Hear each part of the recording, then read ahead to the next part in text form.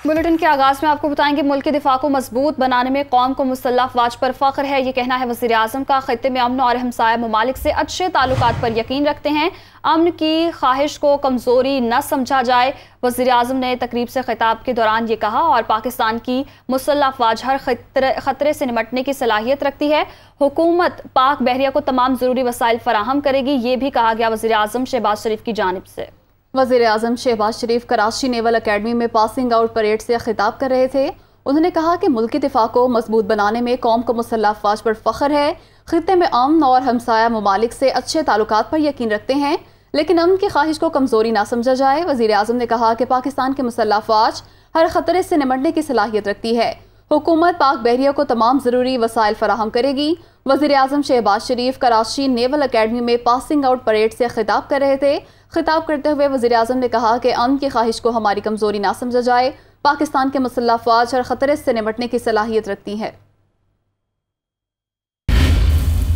वज़ीर आज़म शहबाज शरीफ का एक रोज़ा दौरा कराची, MKM और नून लीग के वफ़द की मुलाकात शेड्यूल। शहबाज शरीफ आसिफ अली जरदारी से वालिदा की वफ़ात पर ताज़ियत भी करेंगे। वज़ीर आज़म शहबाज शरीफ का नवाबशाह भी जाने का प्रोग्राम है। वज़ीर आज़म शहबाज शरीफ का एक रोज़ा दौरा कराची, MKM और नून लीग के वफ़द की मुलाकात शेड्यूल है, जबकि शहबाज शरीफ आसिफ अली जरदारी से उनकी वालिदा की वफ़ात पर ताज़ियत भी करेंगे। वज़ीर आज़म शहबाज शरीफ का आज नवाबशाह जाने का भी प्रोग्राम है।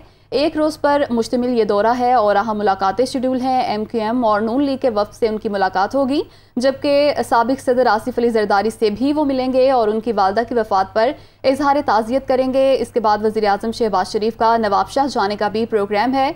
वज़ीर आज़म शहबाज शरीफ आज कराची में मसरूफ़ दिन गुजार रहे हैं।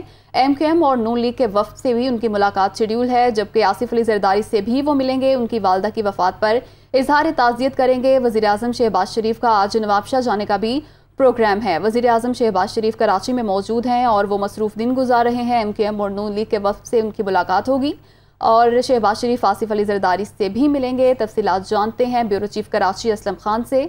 असलम खान, बताइएगा वज़ीर आज़म के कराची में मज़ीद क्या मसरूफियात होंगी?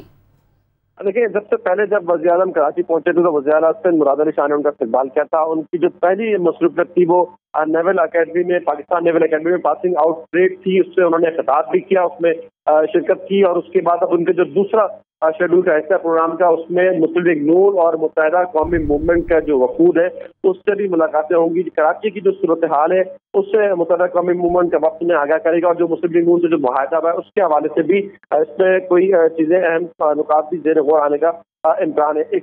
इस शेड्यूल का जो इस दौरे का एक और अहम जो हिस्सा है जहाँ पर वज़ीर आज़म ने जाना है शहबाज शरीफ साहब ने, वो साबिक़ सदर आसिफ अली जरदारी से उनकी वालिदा की वफ़ात पर ताज़ियत के लिए शहीद बेनज़ीराबाद नवाबशाह जाना है। तो ये उसके जो वक्त था तकरीबन 12 बजे का कहा गया था कि वहाँ पर वो जाएंगे। और उससे पहले ही ये दो जो अहम मुलाकातें हैं मुस्लिम लीग नून से और मुत्तहिदा कौमी मूवमेंट से, वो मुलाकातें होंगी और उसके बाद उन्होंने साबिक़ सदर के पास जाना है।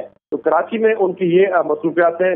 ये दो बड़े एक इवेंट है जिसमें से पहली तकरीब में वो शिरकत कर चुके हैं, वहाँ खिताब भी उन्होंने किया और उसके बाद वो मुलाकातें करके बेनज़ीराबाद नवाबशाह जाएंगे। जी असलम खान, बहुत शुक्रिया आपका।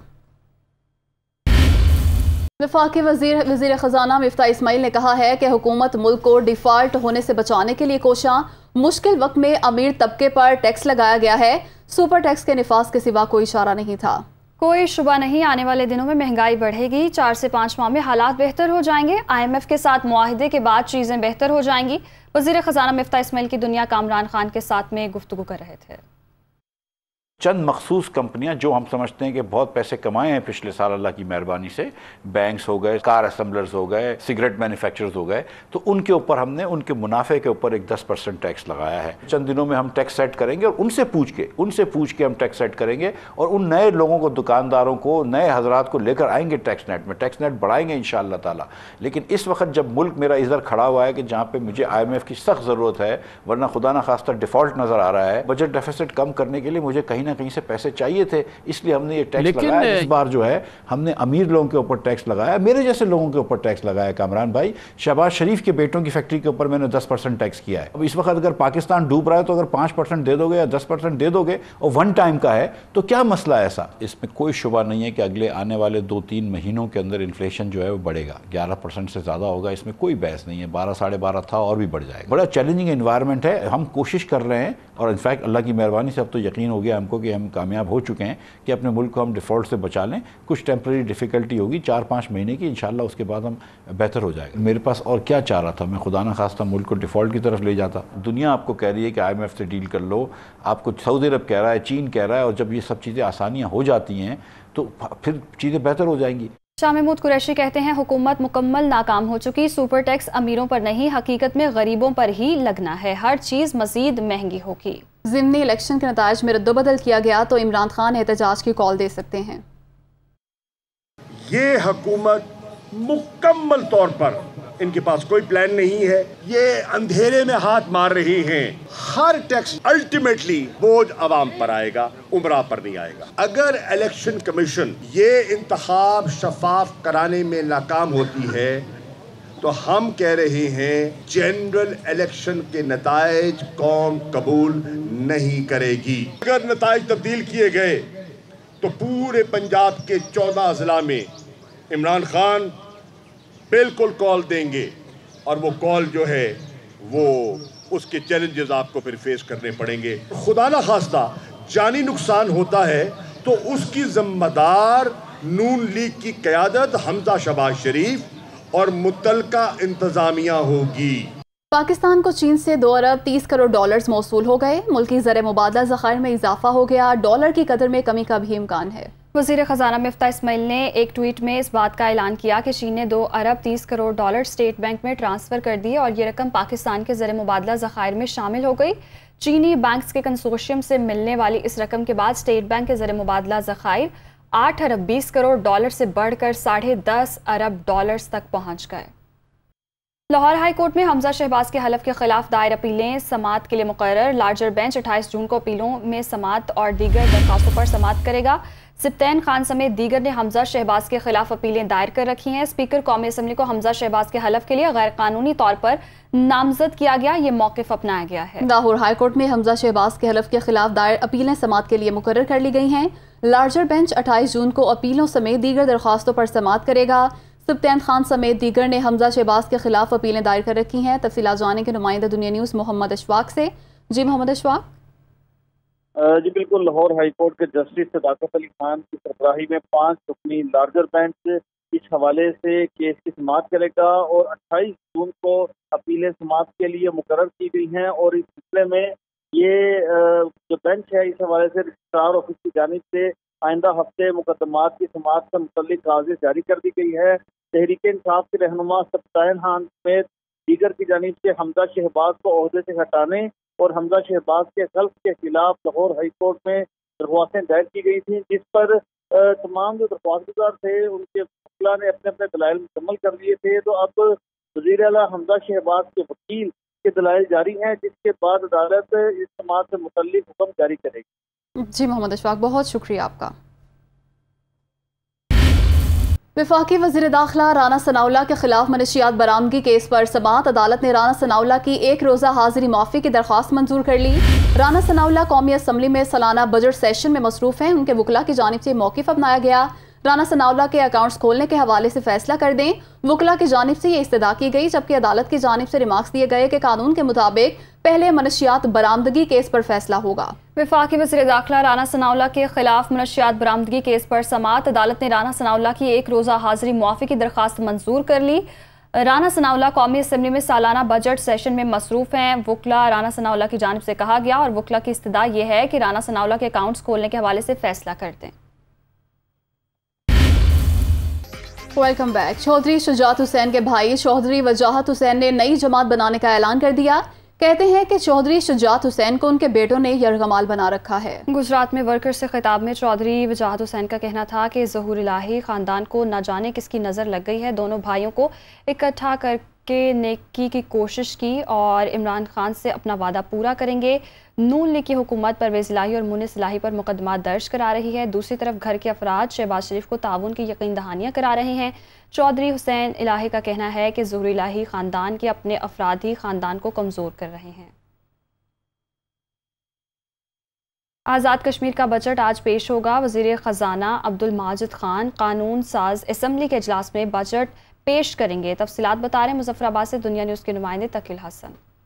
आज़ाद जम्मू कश्मीर का माली साल 2022-23 का बजट आज पेश किया जा रहा है। आज़ाद जम्मू कश्मीर कानून साज असम्बली में सालाना बजट जो है वो पेश किया जाएगा। इसके हवाले से बजट का खुसूसी इजलास बुलाया गया है। आज़ाद जम्मू कश्मीर कानून साज असम्बली में मुनक्किद होने वाले आज के इजलास में करीबन 1.25 खरब रुपए का जो सालाना बजट है वो पेश किया जाएगा, जिसमें 20 अरब रुपए से ज़ायद की रकम जो है वो तरक्याती, जबकि दीगर रकम जो है वो गैर तरक्याती मद में खर्च किए जाने के हवाले से मुख्तस की जाएगी। आज़ाद जम्मू कश्मीर कानून साज असम्बली में आज जो बजट पेश होने जा रहा है तो इसमें खुसूसी तौर पर तालीम, सेहत और सियाहत के शोबे पर जो है खुसूसी तवज्जो दी जाएगी। यहाँ पर यह बात भी अहम है कि गुज़श्ता माली साल का जो तरक्याती और गैर तरक्याती बजट था, तरक्याती मद में खर्च किए जाने वाली मुख्तस होने वाली जो रकम है इसका एक बड़ा हिस्सा जो है वो लैप्स भी हुआ है, जबकि खर्च की गई रकम है वो आवाम को फ़ायदा नहीं पहुँचा सकी है। इस हवाले से लोगों में तशवीश भी पाई जा रही है और लोगों का यही कहना है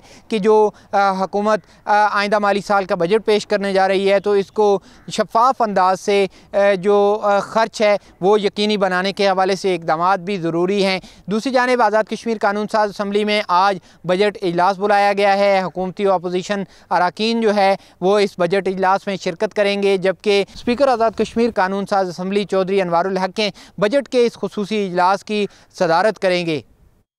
कराची वालों के लिए अच्छी खबर, ग्रीन लाइन के बाद पीपल्स बस सर्विस भी 2 दिन बाद ऑपरेशनल हो जाएगी। वज़ीर ट्रांसपोर्ट सिंध शर्जील इनाम मेमन ने समाजी राब्तों की वेबसाइट पर कराची वालों को खुशखबरी देते हुए लिखा कि पीपल्स बस सर्विस का आगाज़ पीर 27 जून से होगा। इस मंसूबे के तहत शहर के मुख्तलिफ रूट्स पर 200 से ज़ायद बसें चलाई जाएंगी। बस सर्विस से कराची के शहरी भी सुख का सांस ले सकेंगे। इससे काबिल शहर कायद में ग्रीन लाइन बस सर्विस का आगाज़ भी हो चुका है। गुजरावाला में बिजली का शॉर्टफॉल 450 मेगावाट तक पहुंच गया, जिसके बायस लोड शेडिंग के दौरानिये में इजाफा हो गया है। तफसीलात बता रहे हैं दुनिया न्यूज़ के नुमाइंदे फहद बशीर। आज देखिए गुजरावाला में मार्केटें, बाज़ार और शॉपिंग प्लाजे 9 बजे बंद करने के बावजूद भी जो है वो लोड शेडिंग के दौरानिये पर काबू नहीं पाया जा सका। गैर लानिया लोड शेडिंग का सिलसिला जो है वो अभी भी गुजरावाला में जारी है। जो गैपको का शॉर्ट फॉल है वो 450 मेगावाट तक पहुँच चुका है, जिसके बायस गुजरावाला के शहरी इलाकों में जो है वो 4 से 6 घंटे और देही इलाकों में 8 घंटे की लोड शेडिंग हो रही है। लोड शेडिंग की वजह से शहरी को काफ़ी मुश्किलात का सामना करना पड़ा है। हमारे साथ कुछ शहरी भी मौजूद हैं, उनसे बात करते हैं। 1 घंटा लाइट आ रही है और 1 घंटा बंद है, और हम ये समझते थे कि शायद ये मार्केटें रात 9 बजे बंद करने से कोई इस पर कोई असर पड़ेगा, लेकिन ये लोड शेडिंग जूं की तूं है। ये हुकूमत नाअहलों का टोला है, ये बुरी तरह नाकाम हो चुकी है। बिल्कुल गलत इन्होंने किया है। ना ये लोड शेडिंग पर काबू पा सकती है हुकूमत, ना ये हो सकता है। इनके बस की कोई बात नहीं है। जो इमरान खान जो बेहतर कर गया था, इन्होंने आके सब कुछ बिगाड़ दिया। आज बिल्कुल आपने सुना जो शहरी हैं उनका ये कहना है कि मार्केटें जल्दी बंद करने के बावजूद भी जो है वो इस गैर लानिया लोड शेडिंग पर काबू नहीं पाया जा रहा। हर 1 घंटे के बाद जो है वो 2 घंटे के लिए बिजली चली जाती है। गर्मी और हब्स की वजह से उन्हें काफ़ी मुश्किलात का सामना है। हुकूमत जो है फौरी तौर पर इस गैर लानिया लोड शेडिंग पर काबू पाए ताकि उनकी जो मुश्किलात हैं वो कम हो सकें।